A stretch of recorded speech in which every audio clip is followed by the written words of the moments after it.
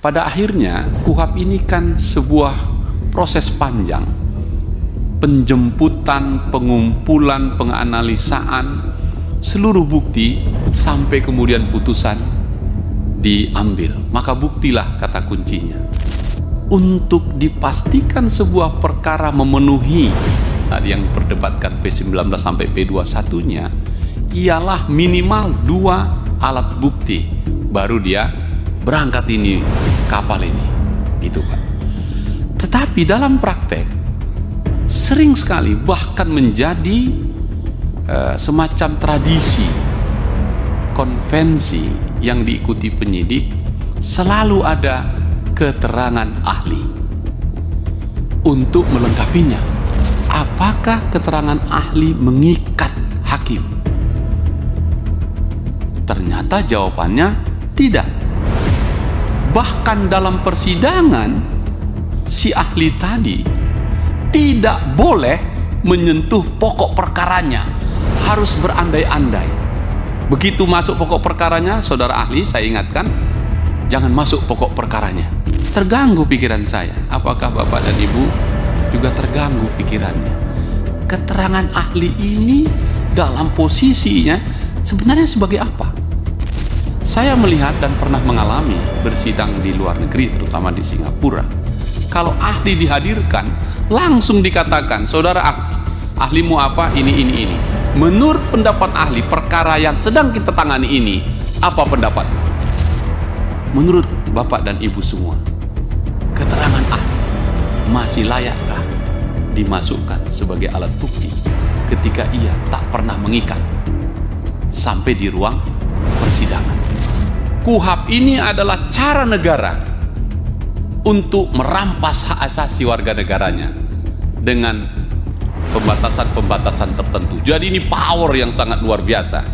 Maka ya harus seimbang. Kalau negara diwakili penyidik, penuntut, dan pengadil, advokat akan mendampingi sang warga negara yang akan direbut hak asasinya. Jadi kira-kira begitu. Kami ingin tidak ada perkara yang P19.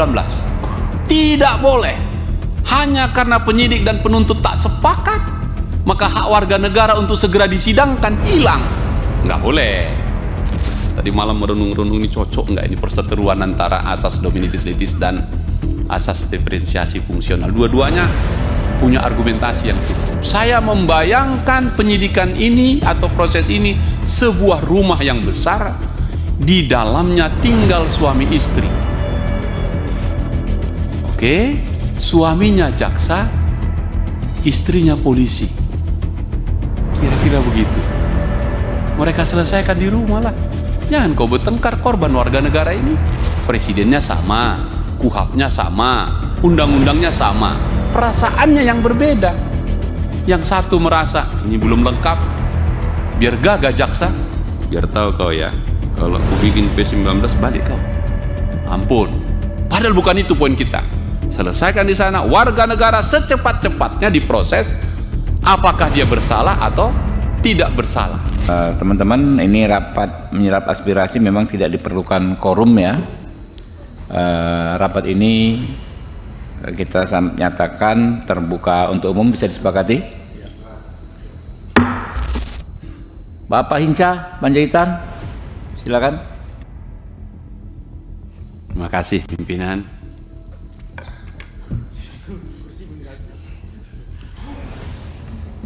Pimpinan dan para anggota Komisi 3 yang saya hormati, para tokoh yang hadir, teman-teman dari Badan Eksekutif Mahasiswa Fakultas Hukum Universitas Trisakti, teman-teman dari komunitas advokat pengawal RUU KUHP, pengawal ini berarti tidak boleh mundur sebelum kita ketok ini sampai selesai ini. Datang tampak muka, pulang tampak punggung, kira-kira begitu. Kalau kami di Asahan begitu. Pengurus besar Serikat Mahasiswa Muslimin Indonesia, makasih teman-teman. Dan ini sahabat-sahabat yang saya baca agak panjang ini dari Universitas Borobudur. Excellent Integrative Multidisciplinary Entrepreneurship Global. Wah, luar biasa ini. Dan saya kira menarik sekali. Saya ingin mendapatkan masukan challenge saja, terutama teman-teman dari Borobudur, juga para pengawal advokat pengawal KUHAP dan kawan-kawan ini. Kira-kira begini Pak, ini kita kan mau cari KUHAP yang betul-betul kita dapatkan, baiklah sesuai dengan tujuan-tujuan itu. Saya, apalagi teman-teman advokat, terkesima dengan pasal 184 KUHAP kita tentang alat bukti. Pada akhirnya KUHAP ini kan sebuah proses panjang, penjemputan, pengumpulan, penganalisaan seluruh bukti sampai kemudian putusan diambil. Maka buktilah kata kuncinya. Kalau kita pakai yang lama, maka alat bukti yang kita kenal itu ada keterangan saksi, keterangan ahli, surat, petunjuk, dan keterangan terdakwa. Pertanyaan saya begini Pak, kalau ini tukar pikiran ya, mohon masukannya. Untuk dipastikan sebuah perkara memenuhi tadi yang diperdebatkan P19 sampai P21-nya, ialah minimal 2 alat bukti, baru dia berangkat ini kapal ini, gitu Pak.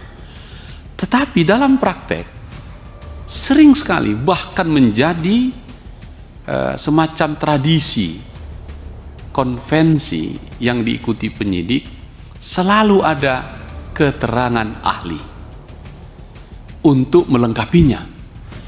Nah, keterangan ahli itu disebutkan atau pendapat yang diberikan oleh seseorang yang memiliki keahlian khusus mengenai suatu hal yang diminta secara resmi oleh penyidik atau hakim untuk kepentingan pemeriksaan. Kelihatan hampir tidak ada lagi perkara yang tidak ada ahlinya. Ini kalau ngomongin juga orang kampus, mungkin teman-teman di Borobudur paling banyak dimintain ini sebagai ahli, dan di kampus-kampus lain, which is bagus supaya di. Tapi persoalan saya adalah, ini challenge saya nih, apakah keterangan ahli mengikat hakim? Ternyata jawabannya tidak. Bahkan dalam persidangan, si ahli tadi tidak boleh menyentuh pokok perkaranya, harus berandai-andai.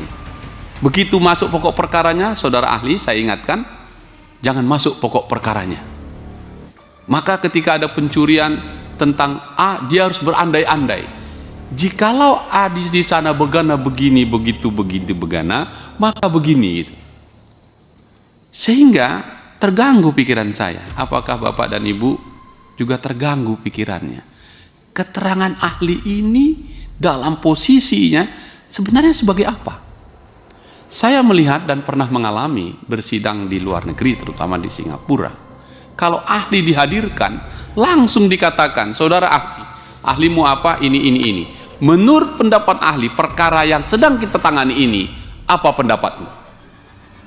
Langsung ke situ. Oke? Nah, selama ini prakteknya seolah-olah ahli terhadap perkara yang ditangani. Pertanyaan saya nih, kajian akademiknya nih, yang tadi sampai 2 menit seliti saja sampai gini panjang, seru ini. Menurut Bapak dan Ibu semua, keterangan ahli masih layakkah dimasukkan sebagai alat bukti ketika ia tak pernah mengikat sampai di ruang persidangan? Nah, ini akan berakibat pada P19 2021-nya yang teman-teman persoalkan. Supaya lengkap alat bukti, maka panggil ahli. Selesai. Panggil ahli. Selesai. Begitu masuk persidangan, keterangan ahli tidak mengikat. Nah, ini challenge nih Bapak-bapak semua nih, teman-teman, untuk menganalisa ini. Pikiran saya adalah, mestinya ahli itu di persidangan tidak lagi langsung berpura-pura. Saudara ahli, ini ahlinya, oke. Perkara yang kami tangani adalah ini. Bagaimana menurut ahli? Langsung saja. Terserah hakim setuju atau tidak setuju. Nah, sekarang sudah nggak setuju atau setuju, tapi berpura-pura mengambil kasus lain, bukan kasus yang sedang ditangani. Bagaimana Bapak Ibu sekalian tanggapannya? Ini kajian-kajiannya untuk alat bukti kita ini. Karena mana lebih tinggi, keterangan ahli atau petunjuk?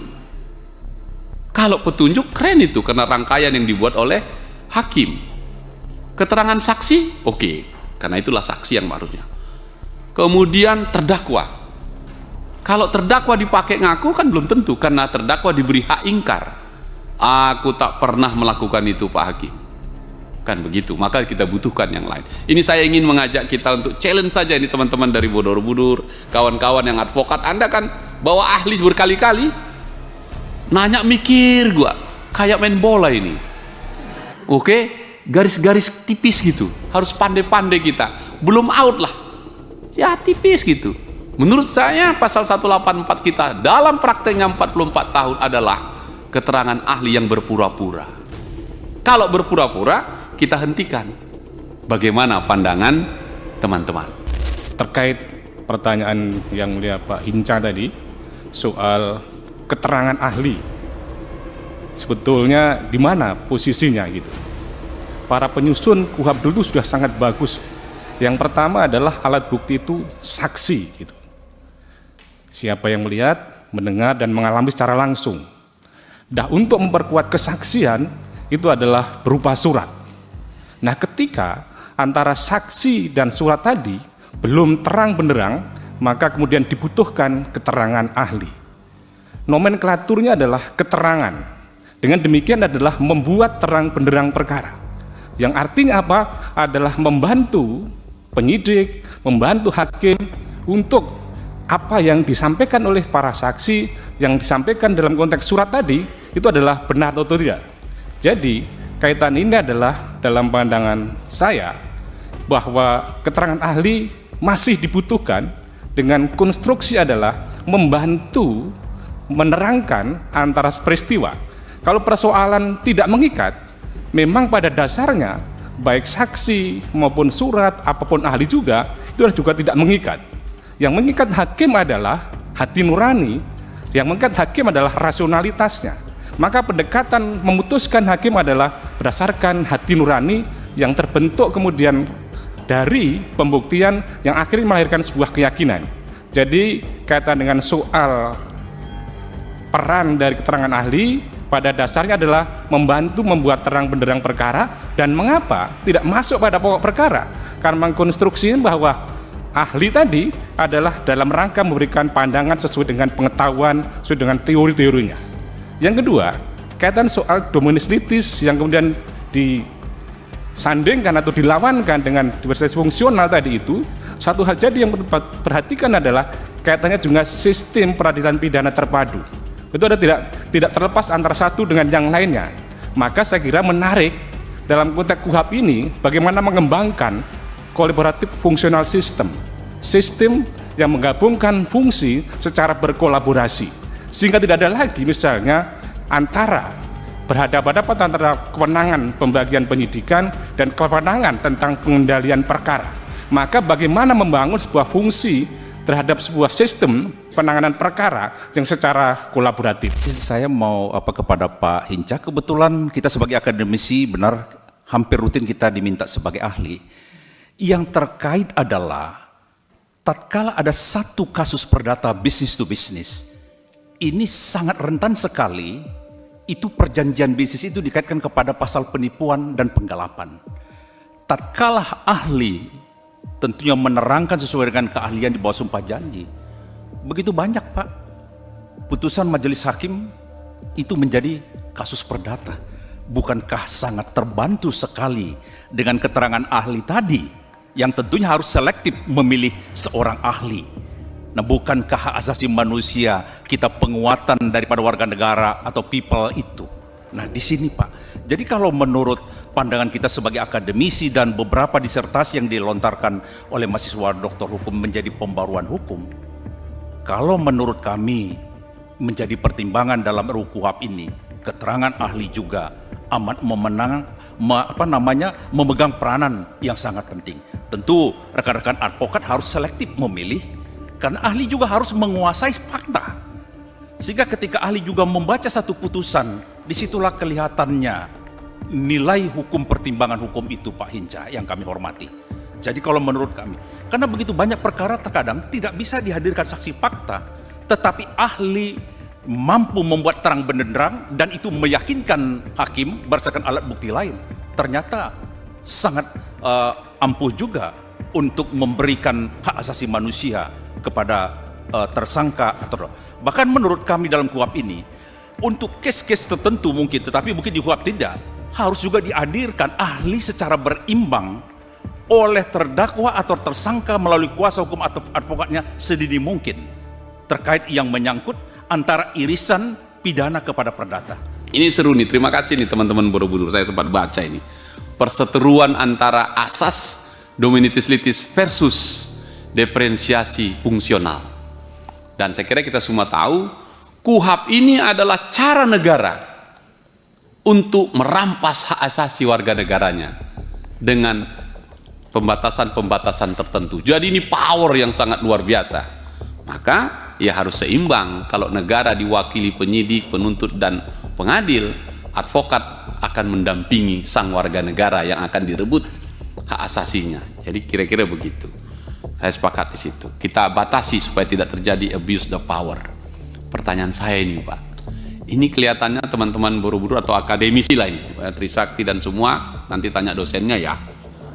Anda berpihak pada dominitis litis atau diferensiasi. Nah, terima kasih Borobudur udah kasih contoh kalau di Korea begini, kalau di Belanda begini, dan seterusnya. Pertanyaannya, di Indonesia gimana? Karena saya kira teman-teman BEM Anda benar itu. Saya sepakat dengan Anda. Kami ingin tidak ada perkara yang P19. Tidak boleh. Hanya karena penyidik dan penuntut tak sepakat, maka hak warga negara untuk segera disidangkan hilang. Nggak boleh. Tidak boleh kan? Karena hak untuk segera disidangkan itu hak asasi itu. Tak boleh lama-lama. Saya sepakat adik-adik, saya setuju itu. Nah pertanyaannya, gimana caranya?